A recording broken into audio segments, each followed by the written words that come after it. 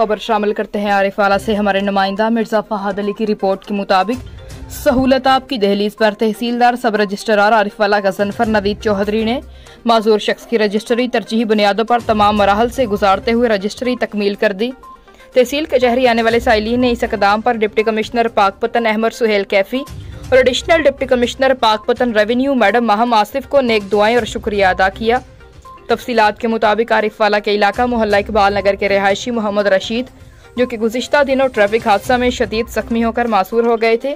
तहसील कचहरी में जायदाद की मुंतकिली के हवाला से दस्तावेजात रजिस्ट्री करवाने आया तो तहसीलदार सब रजिस्ट्रार आरिफवाला गजनफर नवीद चौधरी और दीगर अफसरान ने सहूलत आपकी दहलीज के स्लोगन पर काम करते हुए फौरी तरजीही बुनियादों पर दस्तावेजात मुकम्मल करवाए और जायदाद मुंतकिली की दरख्वास्त मंजूर करके फौरी इंतकाल करने के अहकामात जारी किए।